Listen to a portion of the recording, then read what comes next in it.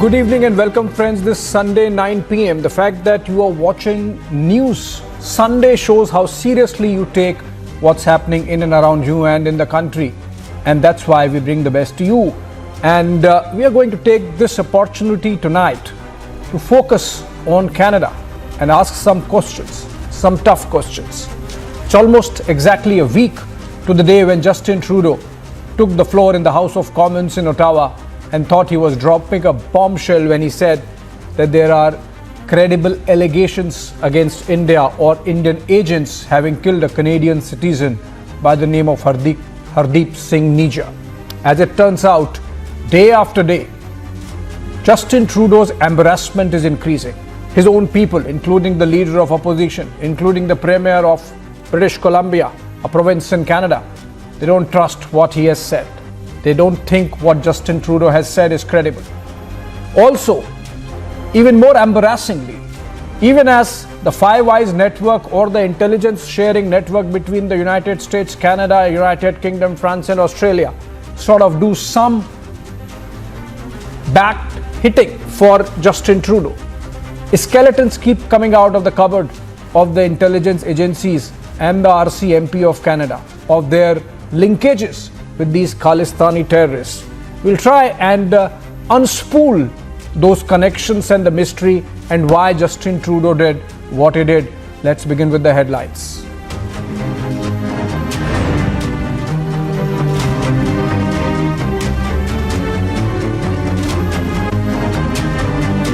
NIA begins all-out crackdown on Khalistanis. Sources suggest list of 19 fugitive Khalistani extremists prepared, properties to be seized next.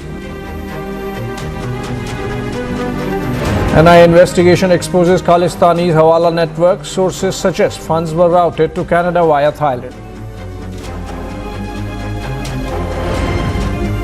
Actually, if you look at the alliances, the bulk of them are pretty much stitched up. There are a couple question marks. From Aam Aadmi Party versus Congress in Punjab to divide over Sanatan abuse done Sat, Rahul Gandhi admits there are issues with the Indi alliance.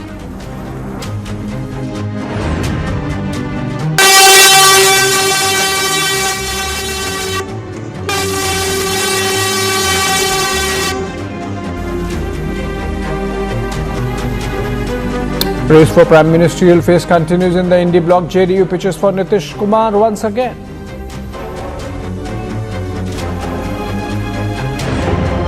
अभी जो India airlines के तरफ से प्रधानमंत्री की बातें चल रही है कि सारे के सारे गुण आदरणीय नेता नीतीश कुमार जी में हैं.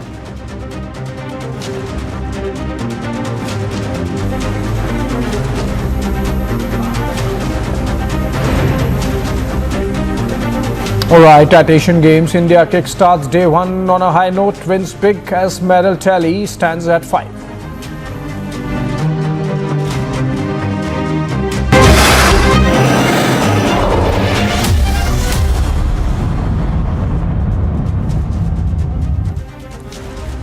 Welcome back friends. Just a week ago, the Prime Minister of Canada, Justin Trudeau, made some big allegations on India. Time and again he said that he has credible allegations to back his claim. Was it an intel from Five Eyes Alliance or was it an open source report available via Google search that led Trudeau to sacrifice India-Canada diplomatic ties or stake them for his political ambition? Meanwhile, India has already begun massive crackdown on Khalistani network. We have had Minister of External Affairs bluntly calling Canada a haven for terrorists, and the NIA then releasing damning details of connections between these gangsters and Canada. Have a look at these details and then I come back to discuss. It's been a week since Trudeau made this allegation. Over the past number of weeks, Canadian security agencies have been actively pursuing credible allegations of a potential link between agents of the government of India and the killing of a Canadian citizen, Hardeep Singh Nijjar. Not only India, the world is asking for proof. No specific information has been shared by Canada on this case, either then or before or after. We have, As we have said, or I think we've been very clear, we are willing to look at any specific information. We have conveyed this to the Canadian side, made it clear to them that we are willing to look at any specific information that is provided to us. But so far, we have not received any such specific information. Former NIA DG suggests Canadians were not forthcoming in cooperation. The person of Indian origin, if he is if he has committed terrorist acts in India, or if he has run the terrorist activities outside India, which have been affecting India, we have been receiving excellent cooperation from different countries, and people have been deported. And we can make out from their conduct that the cooperation is not forthcoming. When asked by media, Trudeau is seen unsure, scratching head, mumbling words. As I said on Monday, there are credible reasons to believe that agents of the government of India were involved in the killing of a Canadian on Canadian soil. I mean, if I understand correctly, are you suggesting that the evidence was extensive? Is that what you're saying? I'm repeating what I said on Monday afternoon, that there are credible allegations that we need to take extremely seriously. But the world is yet to see that credible evidence. I think it is very sad. I don't know the detail of it, so I cannot make any comment. But we believe, we are very proud of India because they don't do immature things. We have a very solid relationship with India, and these are based on values and principles. So this is a sad episode. I hope this should end up amicably. A statement from top US diplomat suggests Trudeau's allegations might just be based on shared intelligence among Five Eyes partners. So I'm not. I wouldn't in any circumstance. I think I've already gone further than you should have expected that I'd be willing to go by confirming that there was shared intelligence among Five Eyes partners that helped lead Canada to making the statements that the Prime Minister made. Trudeau has nothing to supplement his allegations, and his allegations appear to be an open source report available via a Google search. And have articulated that to the federal government. I understand there may need to be reform around the act that governs CSIS in order for them to be able to share this information. If that's what's required, let's make it happen. Because the only way that we're going to make traction on this is by the federal government trusting the provincial government with information and being able to act on it in our local communities. And all this for a man who was on the no-fly list of US and Canada. A former Pentagon official puts this perfectly as he states Nijjar was no plumber. Prime Minister Trudeau raised the issue, but there wasn't necessarily consensus on what it meant. And regardless, let's not fool ourselves. Hardeep Singh Nijjar was not simply a plumber any more than Osama bin Laden was a construction engineer. He had blood on his hands through multiple attacks. Amid Canada's provocation, India has upped the ante and launched an all-out crackdown targeting their financial network. Intensifying the crackdown on the Khalistani terrorists, NIA has sought the details of the Khalistani terrorists who have fled the country, especially those who have used the forged documents to escape, and also their associates who have helped them to flee from the country. NIA is also working on the Hawala syndicate that is being used by the Khalistani terrorists to channelize the funds that they are illegally generating in the other countries and are pushing via Canada and other countries to keep this terror factory running. Beginning from Pannu, more properties of Khalistanis will be attached. While NIA is tightening the noose around Khalistanis, Trudeau is completely cornered for backing a Khalistani terrorist. Let's debate. All right, that was a very good encapsulation of what has happened over the last 1 week between India and Canada. And joining me, a very perceptive and well-informed panel of guests from all over, from the United States, from London, from Delhi. And hopefully, viewers, by the end of this debate, you would have made your own conclusions as to what's really happening with Canada and specifically with Justin Trudeau. Introducing my guests, Ambassador Mahesh Sachdeva. He's a former diplomat. He joins us live from Delhi. We have Jitendra K. Oja, geopolitical analyst and expert. He's an ex-joint secretary of the cabinet, and he's joining us live from Delhi again. We have Burjeen K. Wagner.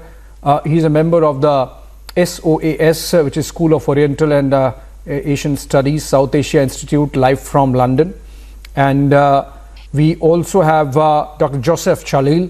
He's author, publisher of Universal News Network. He's also former chairman of the Indo-American Press Club, and he was in fact part of the proposed Canadian trade delegation that was to visit New Delhi but had to be cancelled given the frostiness that has come between India and Canada. Apart from that, we also have Adit Kothari. He's an international affairs expert. He's joining us live from London. And I would want to begin the debate or set the debate with Rich Outzen. He's a former colonel of the US Army and former senior advisor to the State Department. He's joining us live from Burke, Virginia. And Rich, you know, where's the evidence really? I mean, do we really have the evidence, or it's just thin air about which Justin Trudeau is talking about for his political objectives? Well, it's good to be with you. Thanks for inviting me to this distinguished group. I believe that there is sensitive intelligence gathered through what I infer from publicly available sources was sensitive signals intelligence. So that would be intercepts of either telephone or radio communications linking people believed by Washington and by Ottawa to be associated with the government of India to this assassination. So I don't think it was made up out of thin air. The nature of intelligence work, especially when it's highly compartmentalized, signals intelligence is among the most sensitive types of intelligence that are gathered. So this Five Eyes arrangement is the innermost circle of how the United States shares intelligence. Now, this is a case where, as the British Columbia premier was saying, you might want to make a case for a sanitized release of what the basis of information is, because there's obviously a huge diplomatic fallout. And it would not be the first time that sensitive intelligence had been released. Sometimes that intelligence ends up being wrong, by the way, and sometimes it ends up being right. But because so much of this diplomatic row is rooted in whether the intel is legitimate or not, I think there's a strong case for pressing for release in this case. Rich, so effectively what you are saying is that there is signals intelligence, there is electronic signature, which means you are actually admitting that snooping of Indian diplomats was being carried out. And I wonder which David to really believe, the David Cohen, your US ambassador to Ottawa, who says that there is intelligence, or David Eby, the premier of British Columbia, who says that we don't have anything. He was made to speak to the chief of Canadian intelligence, the CSIS, and he said he was frustrated at the kind of information that was shared. I would want to go to our ambassador, Mr. Sachdeva. Sir, you think if they have information which is gathered by snooping on Indian diplomats, is it even something which they could share with India without repercussions in terms of the Vienna Convention? Or is that a handicap because of which they are not able to share any information? I think you're very right. Vienna Convention, it's quite clear. It says that diplomats assigned to a particular country would have the full freedom to communicate with his government. Now, this kind of snooping or electronic intelligence, signal intelligence, etc., is strictly speaking illegal, not allowed by Vienna Convention, but it happens all the time, and most diplomats presume that this would be happening to them. Now, having said that, I would also like to question whether signal intelligence is the smoking gun that can be cited as a final evidence. I don't think it's correct. Very often, the smoking gun is found to be pop-out pistol of the children. Imagine the signal intelligence, etc., that made the U.S. Secretary of State to go to United Nations General Assembly and claim that Saddam Hussein had weapons of mass destruction. He produced a vial which had such substance, claimed that they were mobile labs producing chemical weapons, etc., etc. All that turned out to be wrong. And only evidence they had was a meeting in Prague between Saddam Hussein, a dissident diplomat, and their own intelligence operating. So there are precedents of all kind, and it won't make me very confident as to what Canadian side was saying is essentially true. QED. No, I don't think one would go beyond QED. A certain conjecture.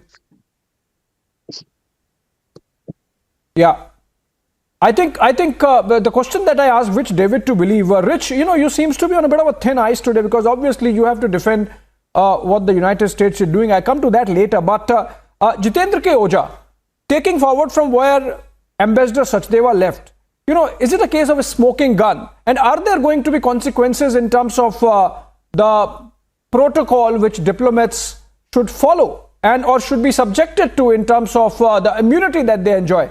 So you think that India has options just in case any cooked up evidence comes in? And what kind of evidence are we talking about? An assassination has happened. He was a fugitive of law, Hardeep Singh Nijjar of India. India was asking for him to be extradited. A lot of evidence was shared with him.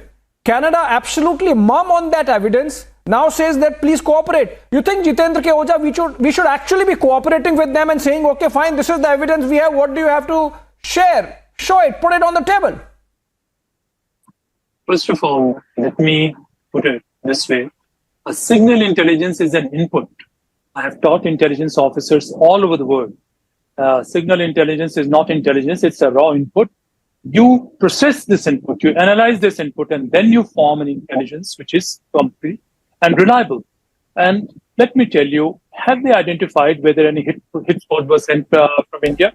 Or has this Indian diplomat provided weapons to those people? Or is there any linking of funds, etc., that some funds were transferred? Nothing of this sort has happened. Fact is that Canadian territory was being used to wage a war against India, covert and indirect war against India.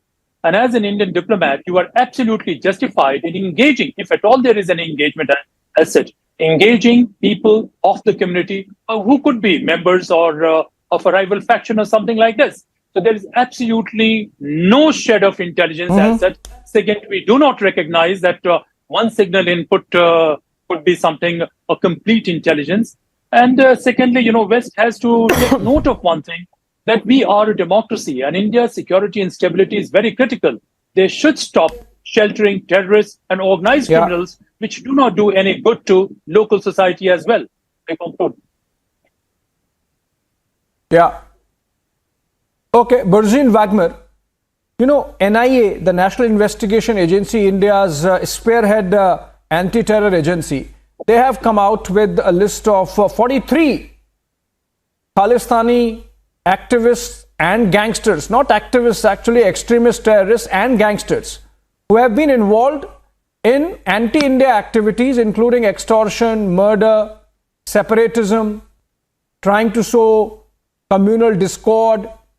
And at least 19 of them have had some Canada connection, almost a dozen of them actually working out of Canadian soil.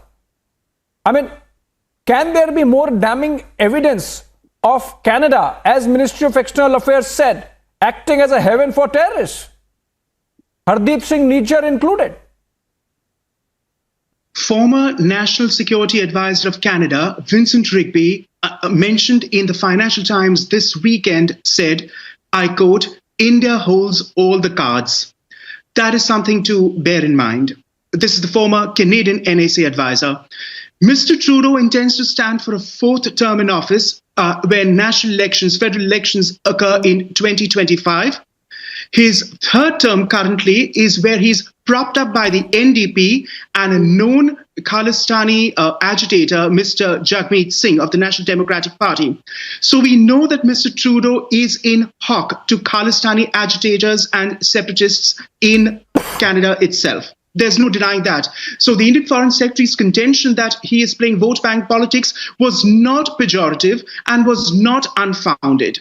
And in speaking of credibility, which is what this entire discussion, I believe, is, CSIS, that is Canadian Secret Intelligence Service, and the Mounties would be taken seriously if they had not bungled up and destroyed incriminating evidence of Air India 182, which led to the most expensive trial in modern Canadian history to the tune of $130 million. And when Justice Major released the report in 2010, after the June 1985 crash, he mentioned and designated the RCMP and CSIS and the federal government in Ottawa as responsible for a, quote, cascading series of errors which led to the death of 329 Indo-Canadians. And Air India 182 was the worst civil aviation terror incident in history, 20th century history, only to be superseded by 9/11. So Canada has a history of not just sitting back, but CSIS, that is to say Canada's CIA and MI6, External Intelligence Agency, were watching what was happening in Ontario as the plot went into its advanced stages. But the fact they never stopped it. No, let me finish, please. They never stopped it. The crash and atrocity occurred off the Irish coast. Incidentally, the aircraft was supposed to be blown up at Heathrow's Terminal 3. There was a bungling by the Khalistani terrorists. It was meant to blow up at Terminal 3 on a scheduled stop between Toronto and Bombay, but it went off the Irish coast. And one wonders what the repercussions would have been in England too, had that occurred, so to speak. So, and it's not even that, Mr. Kapoor, that they led through the planning stages for the atrocity to occur. After that, for the next decade, CSIS and the Mounties actually confessed to destroying incriminating evidence which would have nailed the plotters of the bomb attack, which led to Justice Major in 2010 releasing the commission inquiry report and saying, I'm sorry, it's a mistrial, to weeping relatives in the courtroom in Canada. So that is where we stand with Canada when all is said and done. Okay. And it is pure vote bank politics. And according to a May 2023 rating, Mr. Trudeau is down to 57% of Canadians disapprove of his administration. And yet he is gung-ho about going into elections in 2025. And please don't forget that Canadian pension funds are invested in India to the tune of $55 billion. And Indo-Canadian trade stands at $16 billion. So Canada relations will go into a deep freeze until the elections in 2025 is what I envisage. Barzeen, yes. So that's quite a comprehensive historical view of Canadian indulgence or absolutely incompetent handling of terror, to say the least, given the fact that we don't know as yet what happened, who killed Karima Baluch, for example. And the point is, Adit Kothari, we had a magazine like The Economist, they call themselves a newspaper, suggesting that if the charges are proved to be true, then there should be consequences for India. Now, from the vantage of London, what consequences Economist is talking about? Are they saying that we should wreck the boat of the still shaping up partnership between India and the West to take on China? Are they saying that, okay, fine, let's chuck out India of that possible alliance where on your own, individually, you are not competent, capable, strong enough to take on the Chinese, but then in an alliance, it's possible you could. Is the Economist suggesting that let's be done with that idea? There is not an iota of doubt in that one. I mean, there is a certain section within the Western democracies. I would say, I would go as far as to say even within the US, where we've built great relationships over the past few years, which wish to control how India essentially act within their foreign policy domain. where they say, where they tell India to jump and India asks how high. That's the way they essentially envision India to become as a power in Asia. Western academia and media should not be absolved at all, because they are the ones who are openly calling these feral nutters, as I would call them, activists. Instead of calling for who they are, they are terrorists, they are extremists. So what the Western academia and the media is predominantly doing is providing intellectual cover fire to, openly gun-wielding terrorists over here. So while they have shown absolutely no remorse against those eulogizing the murder of a prime minister of India, calling for the murder of Indian diplomats, and openly advocating for Hindu genocide. So that is the level of duplicity and hypocrisy that Western media has essentially come down to. And that is predominantly because there is no smoking gun at the end of the day. At this point, all we have is just circumstantial evidence. My heart goes out to Rich because, he's essentially defending the indefensible at this point. There is nothing credible that's come out from either Canada or from the United States or from any of the Five Eyes members. Not so long ago in the UK, there was a report that was filed with the Parliament, which is essentially called the Prevent Report. Yeah. It was filed by a gentleman called William Shawcroft, and he explicitly called out, the Khalistani elements in the United Kingdom. They're tiny in number, but they are extremely vicious and extremely feral, and they are causing utmost amount of unrest to civil society in Britain. So, there are certain sections of the Five Eyes and the so-called Western democracies which understand and acknowledge the pains of essentially harboring terrorists and extremists within their own backyard in the garb of human rights and, freedom of speech. And that is eventually going to come back and bite them. So hopefully, this one is going to be a good outcome. This ludicrous behavior from Mr. Trudeau has led the cat out of the bag, and all political correctness has now been kicked into the dustbin. Can I respond? Yeah. Can I respond to that, please? I have a torrent of questions for Rich, actually. Rich, you'll get to respond, but I have to just get in the opening comments from Dr. Joseph Chalil, because he was, in fact, coming in with the Canadian delegation. Mr. Chalil, we have seen no word whatsoever in terms of evidence on who killed Karima Baloch, because she was killed by the Pakistani deep state in 2020. It's been 3 years now. We don't know, we have no clarity on who killed Ripudaman Singh Malik just last year. It's been more than a year now. And the Canadians are absolutely silent. So obviously, there is some connection between Hardeep Singh Nijjar and the agencies in Canada. Perhaps he was their asset. That's the reason why this bellicosity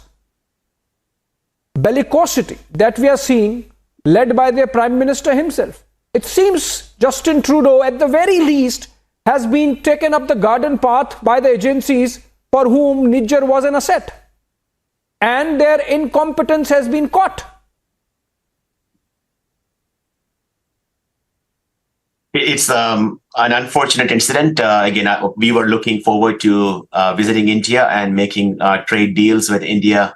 Again, the deal was announced earlier. I was selected from a lot of applicants, along with a few others who lead companies in Canada. I have a few hundred employees in Canada. We have a factory in Windsor.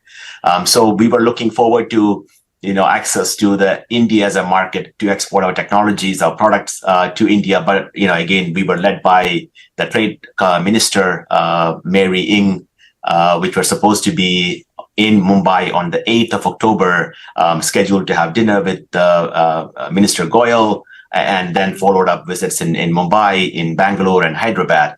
Unfortunately, this issue, which was a fiasco made up by our Canadian Prime Minister, it is not, please don't think that the Canadian people are with him. He's one of the most unpopular prime ministers in Canada. We also know, I've been talking to the Chamber of Commerce, and Mr. Najjar is no saint. He, came to Canada illegally. His asylum was denied. His applications to citizenship was denied. But then, he is, we have pictures showing him carrying an AK-47 rifle. Canada has an assault weapon ban. No one's allowed to have it, other than, military personnel. So this is not a saint. It's like, are we questioning United States on killing Osama bin Laden? Are we questioning America on drone strikes in rest of the world? So again, you talk about signal intelligence, and you talk about wiretaps, and we talk about evidence. If people brag about stuff, even if they didn't do it, but in a court of law, you need solid proof to convict somebody. So as long as the killer is not being caught, anyone who paid the killer to, if it's a hit for hire, hasn't been caught. There's no information, other than the police saying they're looking for 3 people whom they can't find. So unfortunately, no matter what signal we can say, it's all hearsay, and they definitely need to bring in solid evidence. But look at the travesty, and look at the victims of this unnecessary political fiasco. I mean, I would call it's done for political reasons, for survival. I believe Prime Minister was given ultimatum by his supporters in one party that if he doesn't speak out, that they will pull support. That seemed to be the case. But they need to, the victims are the business community, like the Canadian business community, like ourselves. We were looking forward to, making a trade pact with India, as opposed to what we have now, a trade pact with Ukraine. I'm not sure who is sending anything to Ukraine right now. So we wanted a free trade between Canada and India. Our students were a majority of the new enrollments coming into Canada. It's just a matter of time. I'm a professor in the American university as well. So, it's just a matter of time. These students, make a choice and come back to USA, which is much safer. And I see, friends of mine sending me videos that Indians are being threatened in Canada in public.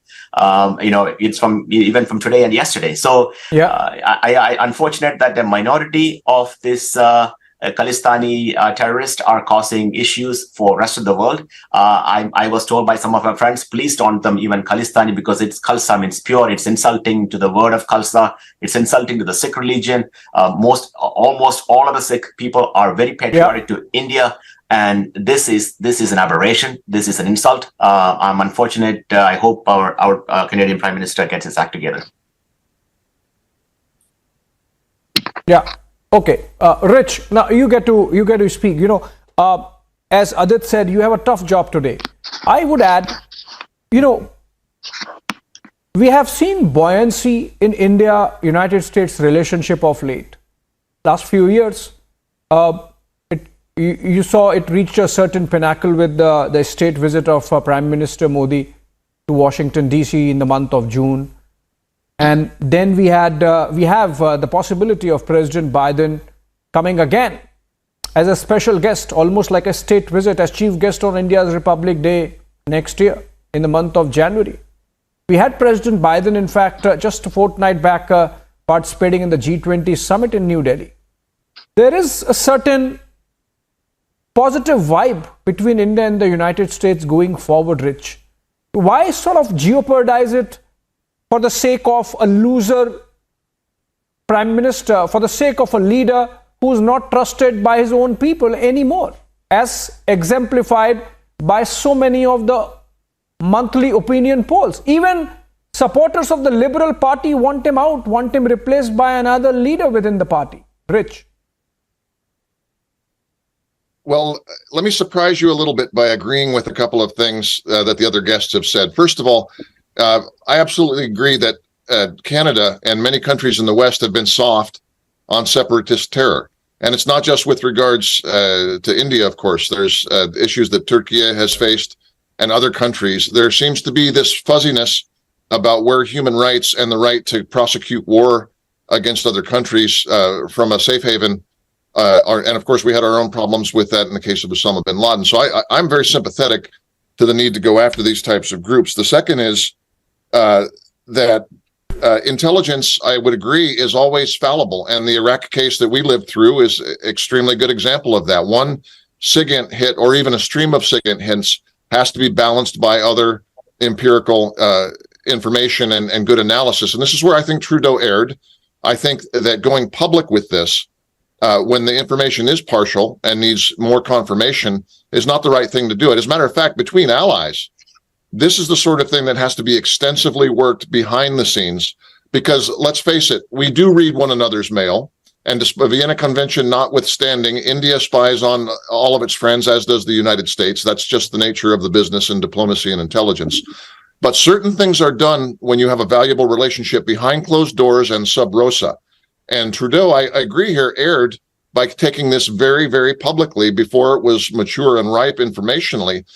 And he misread the relative leverage. I mean, the fact is, as you pointed out, Canada's heavily invested in India through retirement funds and so forth. India has massive geopolitical importance to NATO and to the United States with regards not just to China, but stability in South Asia.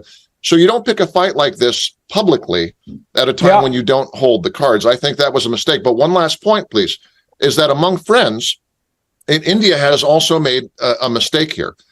So the United States, Israel, Turkey, Russia, other countries go after what they perceive as terrorists in other countries' territory. However, they do it, for instance, Israel in Iran with Iranian nuclear scientists, Turkey in northern Syria and Iraq with PKK terrorists, the United States in Pakistan when you have a non-cooperative government and you have an ungoverned space. And that's what we've seen here. The mistake, in my view, that India, if the intelligence proves to be legit, made is that they did this in a democracy by going after a citizen of this country in his own, in the country of which he is a citizen, and an allied country. I think that may have been a mistake, and I think that there needs to be some serious reassessment in New Delhi about the decision-making that led to that act, if the intelligence proves correct. Okay, Rich, you made some interesting points, and I have a rebuttal ready. I would go to Adit, but before that, I want to play a soundbite, because, Rich, what you are suggesting is that other nations also carry out extraterritorial executions. United States, Israel, Russia, Turkey, but then they do it in enemy territory, not with a friendly nation. That's the point you are making, because according to you, if you have a non-cooperative state or a non-cooperative government, this is legit. This is allowed.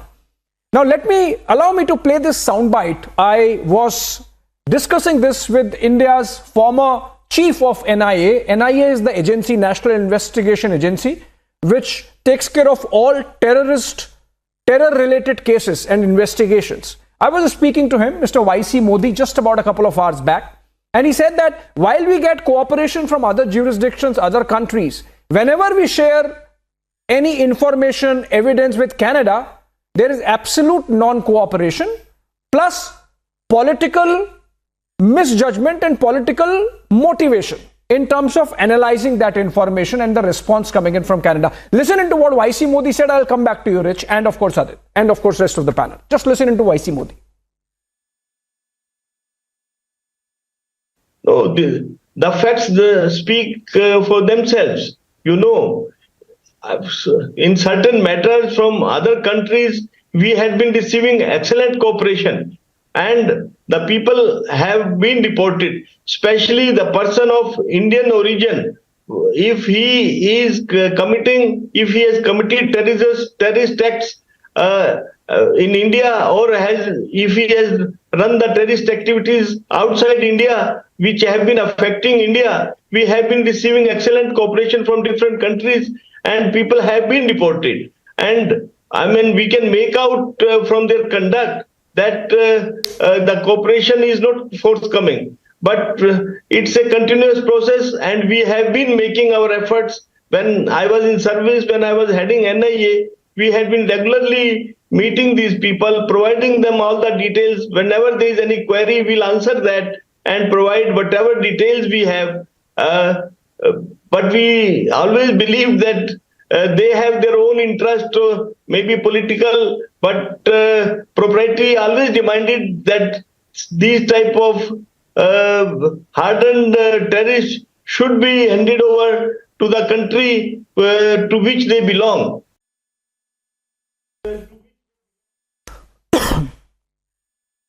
All right, I believe everyone got it right. Just sort of capturing it for the larger viewers, sort of summarizing it.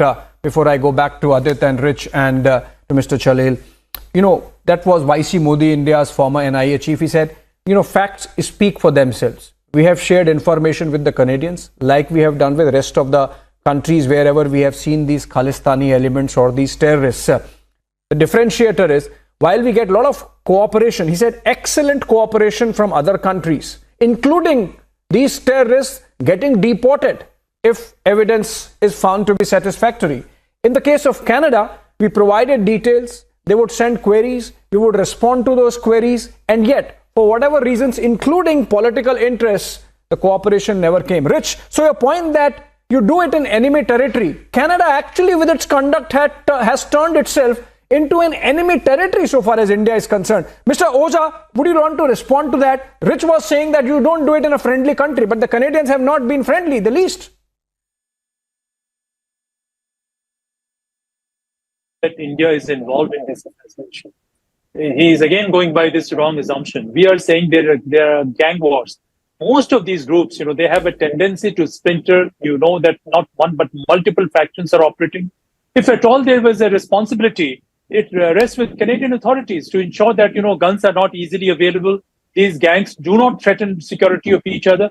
So I think it's far too early to conclude that India is involved even remotely. I'm very happy he has come down to acknowledge geopolitical importance of India, security and stability of India, and the fact that no friendly country should allow its territory to be used for waging a covert war like this, which Khalistanis are doing.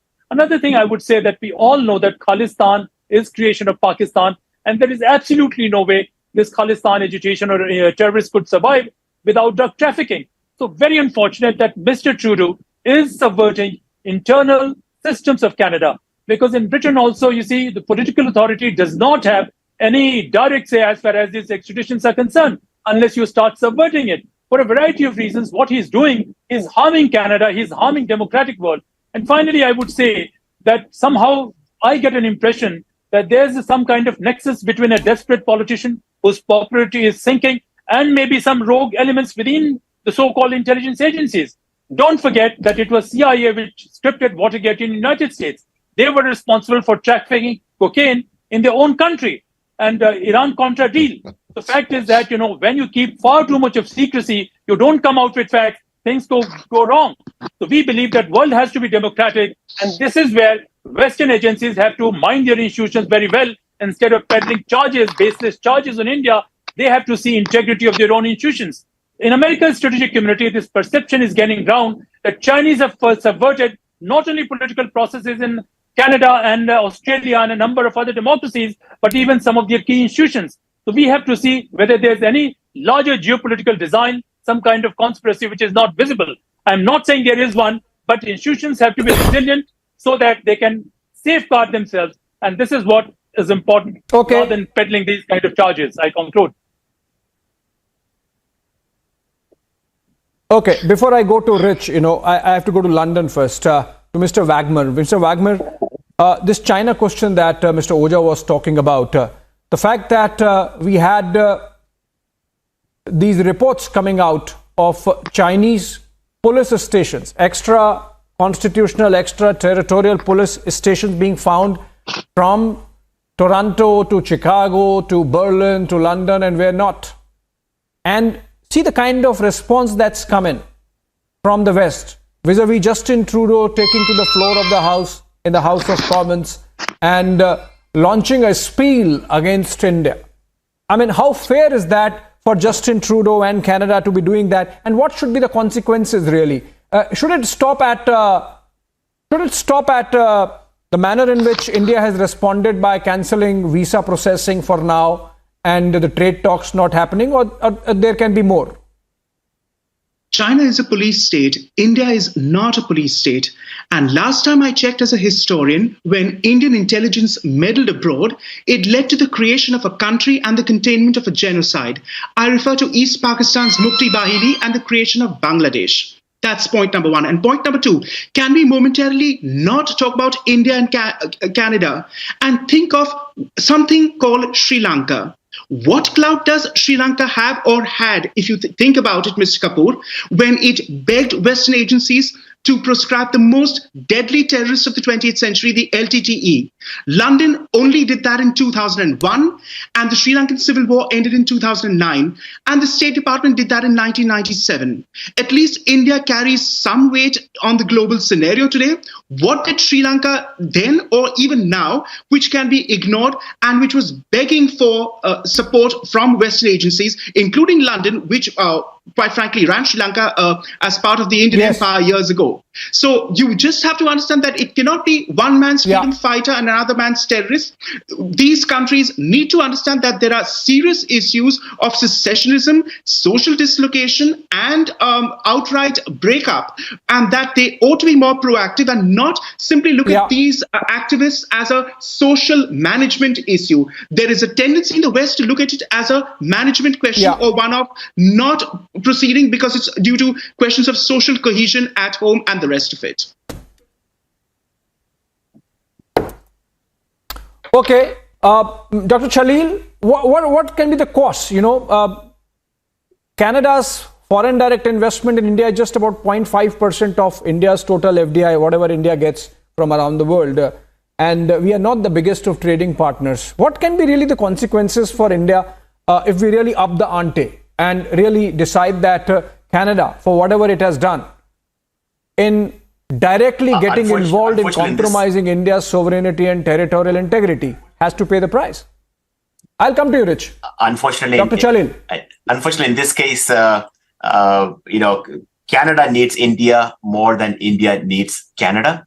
I mean, Canadian companies, we want a market to export. We don't have access to, again, Chinese we having issues with Chinese companies.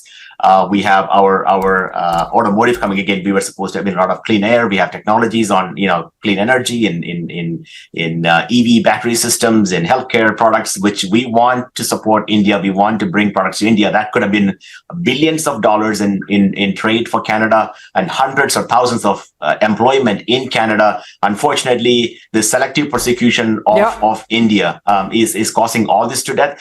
For example, again, we talk about free speech, but hate speech or hate crime is not free speech. Now we have Mr. Panu openly calling for abuse of Indian diplomats, Hindus, and other Gujaratis in Canada. Why is it not persecuted? Why is it openly allowed? So just in claiming that Najjar had free speech, wielding AK-47, it doesn't make sense. That's a question which obviously I will have to ask Rich. But before that, quickly to Adit. Adit, there are going to be consequences if this goes escalatory metrics.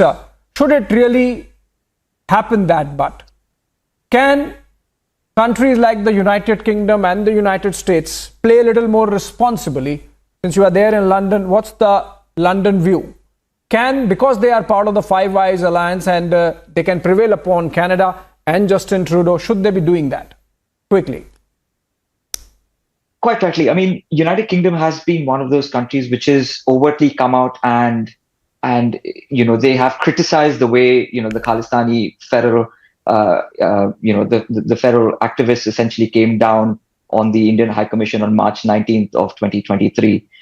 Including Rishi Sunak, including the mayor of London, Sadiq Khan, including the Conservative Party, they all, criticize the security apparatus. So there is a change from that perspective. But one point that I actually wanted to, bring to your attention was the extradition treaty that India and Canada had signed in 1987. That was right after, one of the worst airline bombings in human history, the Air 182. That happened in 1985. 1987, India and Canada signed this treaty. And it has never been respected. And it has never been respected. Only 6 fugitives that have been extradited back to India. There have been hundreds against 150 plus from the United Arab Emirates. And that's what cooperation and friendship really means. I have to give it to Rich now. Rich, Sorry, I just wanted to add, they all had red corner notices against them, by the way.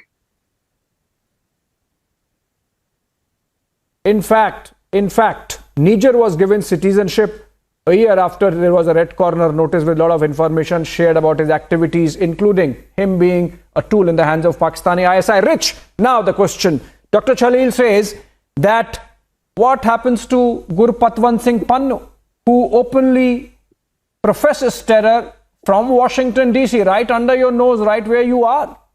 And also, why the Five Eyes network is silent on the killing of Karima Baloch? Why the Five Eyes network is not able to deliver any information on Ripudaman Singh Malik? Why, for example, right under the nose of Justin Trudeau, 2 days after he makes that comment in Parliament, a gangster Suka Duniki gets killed in Winnipeg? Why no attribution of that to Indian agents? Obviously, it's absolutely local. Rich, I think the United States can really play a little more responsibly in this. Well, I'm sympathetic to that argument. And to be honest with you, as a conservative myself, I think that cooperation between allies needs to be strengthened against all groups that advocate violence against an ally and separatism. And believe me, the good news for India in this case is that Canada can't hurt you over this, and the United States won't hurt you over this. Why? Because there's too many other things at play, and obviously Trudeau's done a bit of a self-goal here. But the point that should be remembered in balance with that is that India's great strategic value right now is because it is a democracy, and there's a view that it is compatible with Europe, the United States, and the other nations of the world that are focused on the rule of law. Not Russia, not China, not Iran, and countries that you tolerate to one degree or another, but you have a community of values with the West, and this event threatens that community of values. There's not an immediate risk from that, but there is a long-term risk from that, and I think India should take it seriously. All right. Okay. On that note, of course, India is taking seriously, and India will make sure that Justin Trudeau does not get away lightly with making those comments which India has called absurd. On that note, let me give the last word to Ambassador Sachdeva, because he gives us the Raisina view, the New Delhi view. He has been an Indian diplomat. Sir, what are the options really available? I'm sure our External Affairs Minister, who's spending the week at the UNGA in New York, is going to get a lot of opportunity to convince the leadership of these countries that pushing the envelope and playing the game of brinkmanship is really not in the interest of the India-West relationship as it is shaping up. I think we have plenty of cards. First of all, I'd like to also mention that we should use the Canadian Free Society to our advantage. The majority of Indians in Canada are non-Khalistanis, but they haven't been hurt. And we owe them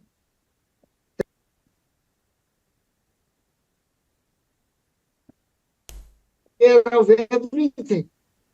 I think they shouldn't speak for India or Khalistan or wherever. Secondly, we need to engage the civil society and political elite in Canada much more intensely. I give them benefit of doubt that they have not been sensitized about how sensitive the issue is from India's perspective. Secondly, I think Canadian economic elite has to also chip in.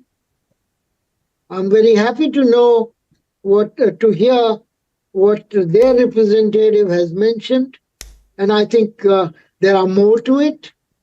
There is Bombardier, which sees India as the biggest market for future for civil aviation aircrafts. There are IT companies.